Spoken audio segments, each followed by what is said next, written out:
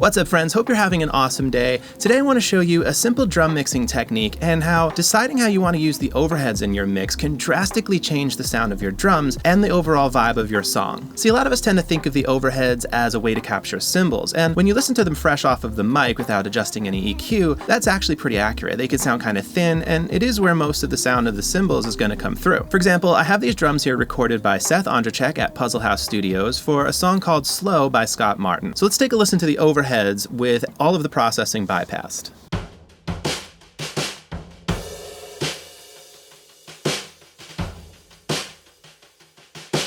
So yeah, lots of cymbals. You can hear a lot of that 2K range, a lot of the bottom snare coming through. So we have some decisions to make. Do we want our overheads to make up the majority of our drum sound and supplement with the close mics? Or do we want to favor the close mics and treat the overheads more like cymbal mics? Well, today I'm going to show you both. And first I want to show you a little clip of this song because the drums have to fit into this production and everything's going to feed off of each other. So that's going to influence our decision making and how we want to process them. So here's a little clip of the song. I'm going to mute the drums for now. We'll just get a feel of the other instruments, the vocals, what's going on.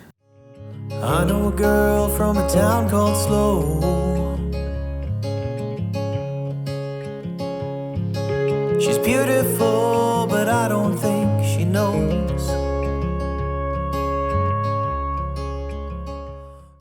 So I love the song. It's a very natural, open, and acoustic sounding song. And so for me, that means that I also want the drums to fit that and also be very natural, open, and acoustic sounding. That doesn't necessarily mean that I didn't use any samples. I actually did sample the kick drum and the snare drum. I just chose very realistic sounds when making those decisions. So the overheads, in my opinion, they are what make a drum sound the most like you are in the room with the drummer or even sitting behind the kit, because even though they're capturing a lot of cymbals, they're placed above the drum set. Left and right, we get a good stereo image of the whole sound of the drum kit. We never really listen to drums with our ears, 1 inch away from the snare drum. That'd be very dangerous. But when we close mic a drum set and we put microphones on all the individual pieces of the kit, that's where we put them. So the close mics are never going to give us the most realistic standing in the room with the drummer kind of sound. So let's get into mixing these drums. First, I'm going to show you the approach that I used for the album, favoring the overheads for the sound of the kit and supplementing with the close mics. Then we're going to do an alternate mix together where we do the opposite approach. We treat the overheads more like cymbal mics, and we favor the close mics for the sound of the drum set. Mixing is all about decision making and choosing the sound that you like. It's what gives us our style and our sound and why an artist might choose to work with you over another producer or mixer. Your tastes align and your musical style is the sound that they prefer for the album as well. This is not to say that one version is right or wrong. I want to show you both techniques, the close mics, the overheads, and then you can decide which sound you align with more and make that decision for yourself and develop your own sound. So let's dig in. So I've got the overhead soloed and I have all of the processing bypassed. And I've got my 2 tracks here. I've got my left overhead, my right overhead, and they're going to this overhead bus, which then goes to a drum bus. And it's just a way that I can process them together.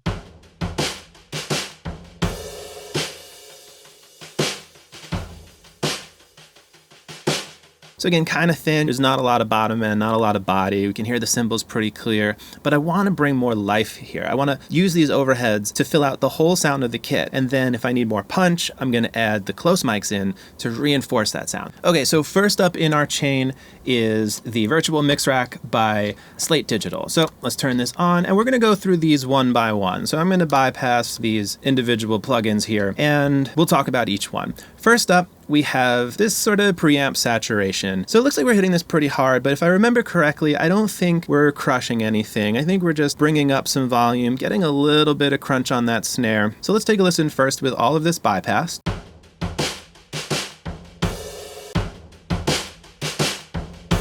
Cool, so I like what that's doing. It looks like we're hitting it really hard, but nothing's actually getting distorted. It's bringing up some of the snare, some of the kick drum. We're starting to hear a little bit more than just the cymbals. It's bringing presence and body to the rest of the drum set. Next, we have a Neve style EQ, which is pretty gradual, and you'll see I do a lot of pushes here. We've got a really significant push, basically 9.5 decibels in the mid-range. This is 571 hertz, so that's a pretty boxy frequency, and we're pushing that 9.5 dB. We're doing a similar push, except even more, 11.5 1.8, so basically 12 decibels of low end centered around 50 hertz. And this is a low shelf, so it's going to bring all of that up. And with this being such a gradual EQ, it's going to extend into the low end. It's not just going to bring up the subs. Then we're attenuating up to 40 hertz with a high pass filter. So we want to raise the low end, but also control it. I don't want to just bringing up all of the mud and rumble in the deep subs too. And I'm also doing a subtle boost, 2 dB in the top end. So we do get a little more shine out of these as well. Here's our reference with it off. This is just the saturation.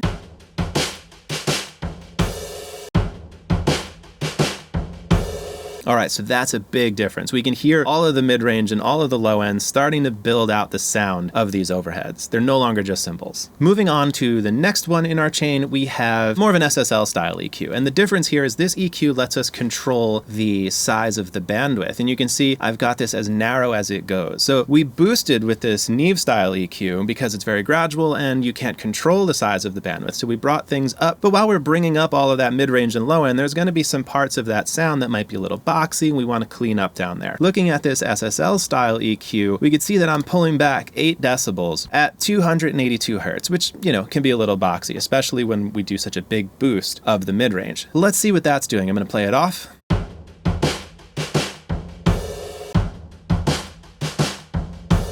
Pulls back a lot of that boxiness in the low mids, and I can start to feel the subs in the kick drum. Now we have another EQ that's doing something very similar. I'm pulling 297 by another 2.4 dB. Let's just hear what this extra 2 dB is doing. Here's with that off.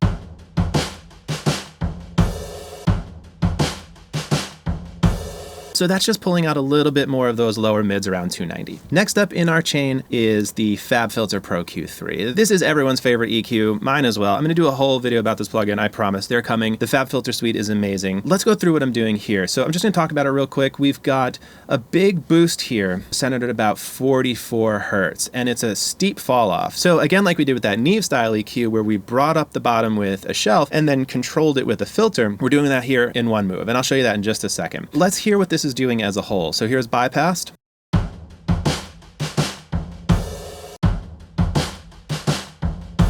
Yes, so if you've got good headphones or some speakers going on right now, you're starting to hear that there is sub to that kick drum coming through the overheads, and that is what's going on here. So I'm going to bypass these, and let's talk about each one. This filter here is not actually a bell or a shelf. It looks like it would be a shelf and a high-pass filter put together, and that's kind of what's going on, but it's just a high-pass filter with the Q turned up, the bandwidth turned up, so I'm able to create more of a resonant filter at the center frequency and then have a sharp roll-off. It's a really cool feature of the FabFilter plugins. Let's make that from scratch. So if I was to enable this and set my bandwidth to 1, I'm just resetting that, we can see it's a nice gradual roll off and it doesn't peak before it comes down. By cranking this up a bit, we get a bit of a resonant filter that will boost before it falls off. So we get a nice, cool, controlled boost in that low end. And I had that here at like 1.886. Let's hear what just this low end boost is doing.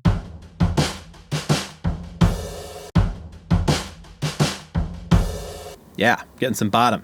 Awesome. I have these two mid-range cuts again. These are just doing a little bit more. They're in that same frequency we were trying to get out earlier. 286, this one's a little bit higher, 394, and they're both taking out. This is minus 1.3, this is minus 1. In a mix, if I was to turn them on or off, probably wouldn't even hear the difference. But let's toggle those on and off real quick.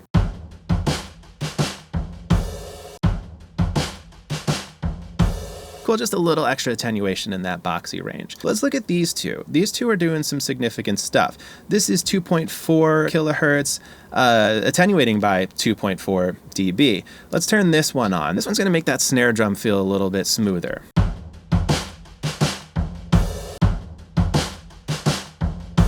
Yeah, we're controlling some of the harshness in the upper mid-range of that snare drum, but now I'm hearing a little bit more in the top end. That's probably what I was hearing originally when I started to pull out in the 6K area. So let's hit this one on and see if that clears that up.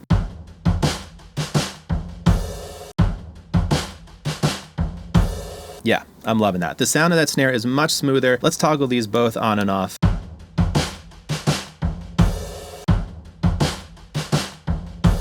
Awesome, yeah, so the snare is sounding a lot tighter. It's not too abrasive in the high end. Moving on, we've got the Slate Digital Virtual Tape Machine. This one to me adds a bunch of low end as well as some nice saturation, so we're kind of using it for both, and I'm just trying to get as much body as I can out of these overheads. I'm gonna play it for you off, then we'll turn it on, and we'll talk about what we're hearing.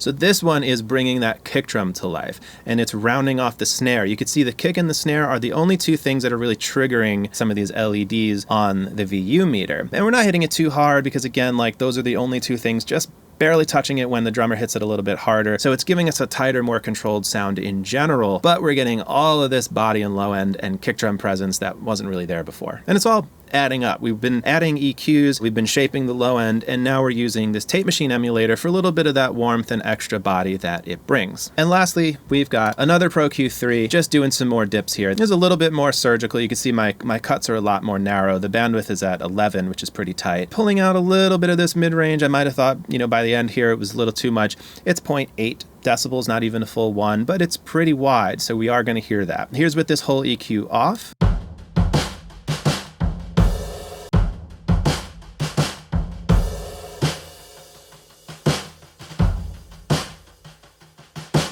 What I'm hearing here is so much more shape to the bass drum and the snare drum. By pulling out this frequency here, I'm allowing the resonant frequency of the drum more space. There's a little bit of masking going on within the drum itself. So we can see here, right here at this 150 is where I'm getting most of the snare energy. So by controlling the frequencies above it, I'm allowing it more space to come through. Let's hear this again off.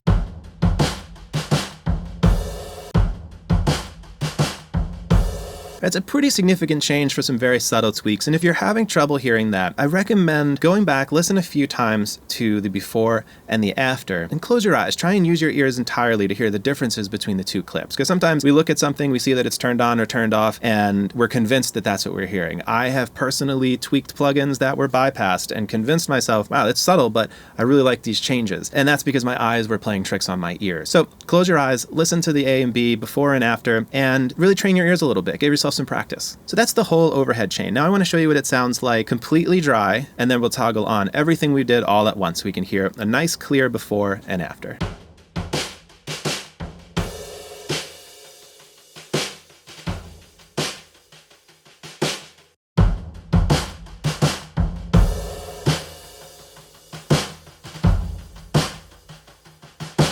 So that's huge. That took what was literally just some cymbals and the top end of a snare drum and turned it into something that really sounds like what drums sound like in my head when I'm playing them, or if I'm playing guitar and I'm just in the room with a drummer. That's what the drums sound like, not the close mics that we stick 2 inches, 3 inches away from the drums themselves. So we can use those now, the close mics, to bring in some more support to these overheads, but I'm so happy with the sound of my drum set the way that it is now. Okay, so now let's take a look at the close mics. I picked some samples here that felt really organic, but supplemented what was missing from the overheads. So I've got a kick drum with a little bit more low end and a little bit more snap at the same time, because I'm not getting much of the sound of the beater in the overhead. So I want to bring some more presence, especially when we pull it into the mix with all the different instruments. We're going to want more top end from that kick drum. So let's look at the kick drum first. It's a very cool sounding kick drum. I believe that was the inside mic. So let's take a look at the sample. Here is with slate trigger turned on. I'm using, it looks like, yeah, a kick drum that I sampled myself at some point. We can hear that's a much tighter sound. Let's bypass that real quick. Here's the microphone again.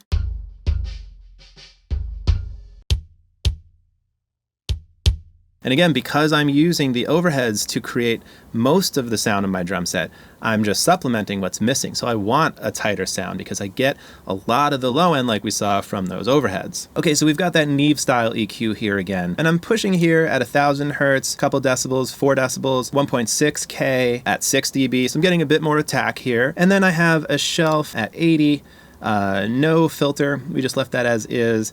And I'm pushing that by 4. So let's hear what this is doing. This is off.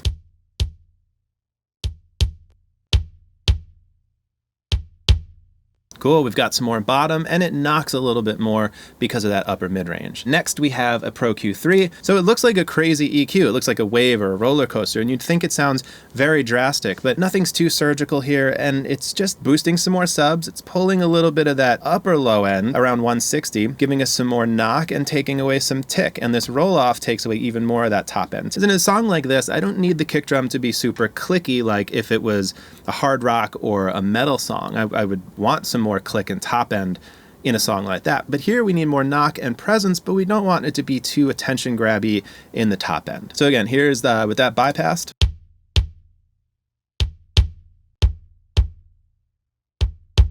Now let's listen to the kick drum with our overheads. Let's solo the overheads.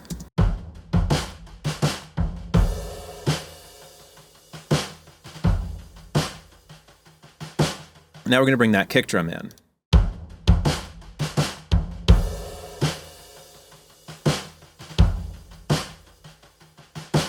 Now I'm going to solo the overheads, and about a measure or two in, I'll bring that kick drum sample in, and you're going to hear it just come to life with presence and body. But the coolness, the openness, the acoustic sound that the overheads bring doesn't get lost. Check this out.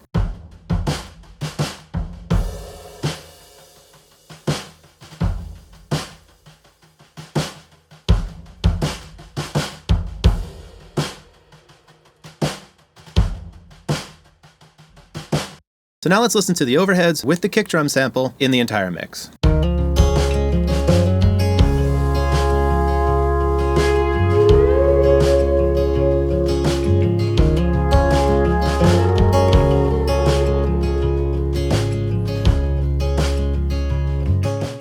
All together now, I can hear the song taking shape. I love the sound of the drum set. I'm getting presence and punch from the kick drum. The knock in the upper mid-range that we boosted is what's giving it that attack, but we're not getting any snare yet. We're only hearing the snare coming through the overheads, and it sounds pretty good.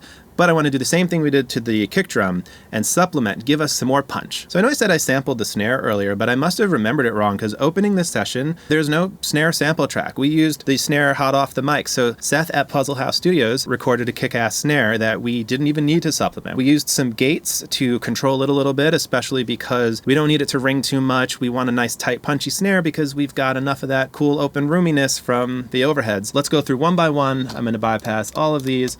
We've got, again, a Pro Q3. You're going to see some craziness here because I'm not worried about keeping this track natural. And that might sound a little nuts because that's sort of the whole purpose of this mix, but I've got natural. That's what my overheads are doing. What I need now is to supplement what's missing. So I've got a big boost at 130. I want bottom end in this snare. I want presence and body and attack. So big boost at 130 and then a big dip at 195. So let's hear it before and after. I'm going to toggle this on about a measure or so in. We'll start with it off, and with an EQ this drastic, I'm sure you'll hear the difference.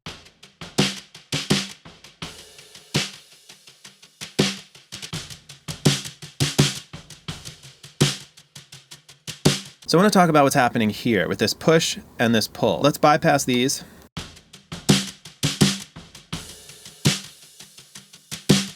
I wanted to focus it on the lower resonance, and there's kind of two of them going on here. There's the push here at 135. Let's hear what that sounds like first off and then on.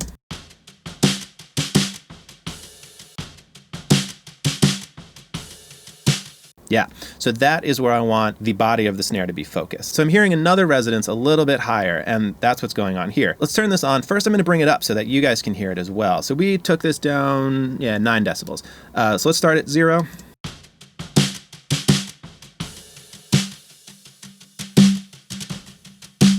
So that's the sound we wanted to get rid of so that we can eliminate some of that internal masking. I'm hearing too much of that resonance, not enough of the body of the snare. So we could pull this out, go back down to 9 dBs.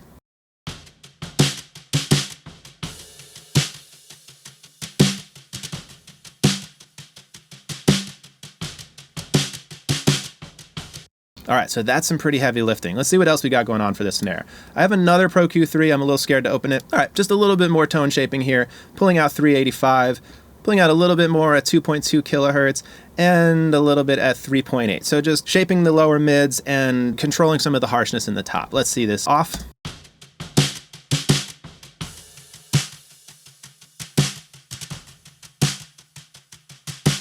Now is where I'm really starting to hear that focused, punchy snare we're after. And again, I'm not going for natural here. I don't need that from a close mic. I need this to give me what's missing in the overheads. We've got a virtual mix rack here with the gate and a little compression. So I'm just going to show you what these two things are doing. We'll turn both of these off. The gate is pretty self-explanatory. It's going to open when the snare hits and close to remove some of the cymbal bleed in between those hits. So here's with the gate off.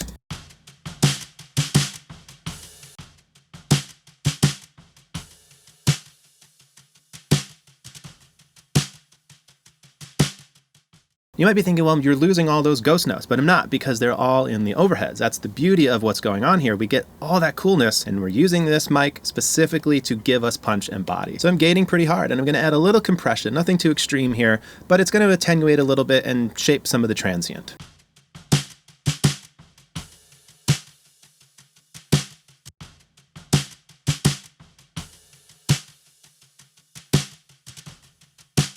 So 1 to 2 decibels here, nothing too crazy with the compression. And lastly, a final Pro Q3. Let's see. So in the mix, I probably thought I pushed it a little hard. Could I have gone back and attenuated some of those moves I did earlier? Yes, but instead I just took a little bit off with a bell here and a gradual roll off. Let's hear this before.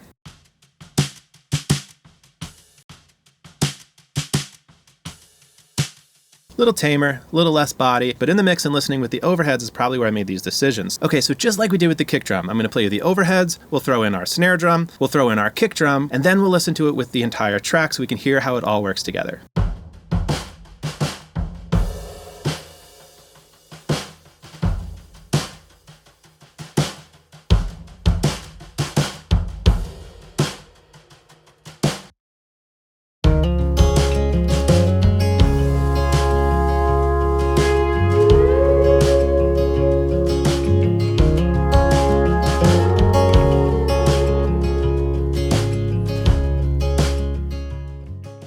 So this accomplishes that sort of open and acoustic sound that I was after. Now I want to show you what it sounds like if we were to favor the close mics a bit more and treat the overheads more like spot cymbal mics. This will be a little bit less recounting something I've already done because I haven't done this yet. I'm going to make a copy of this overhead track, take off all the processing. We're going to blend the kick and the snare to where they're doing most of the heavy lifting in the mix, and then we'll pull in the overheads treated more like cymbal mics. So let's dive in and see what that sounds like.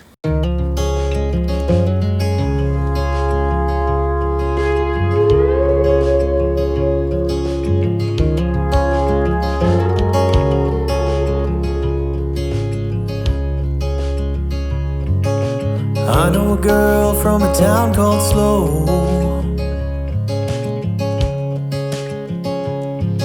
She's beautiful, but I don't think she knows. Brown eyes brighter than the sun. When she smiles, I come undone. I know a girl from a town called Slow. I know a girl from the California coast. Out of all the girls, she's the one I like the most. She's untamed just like the sea, forever wild, forever free. I know a girl from the California coast. Oh, take it easy on me, baby. Take it easy on me, baby. But I know that we ain't ready for this yet. And I know you would call me crazy, but I've been thinking lately there's been something about you since the day we met.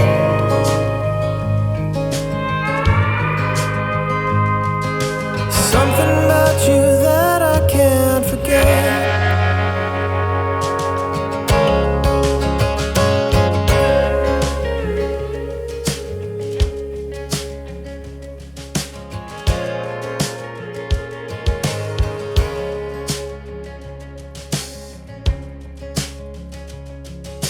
Well, I know a girl from a town called Slow.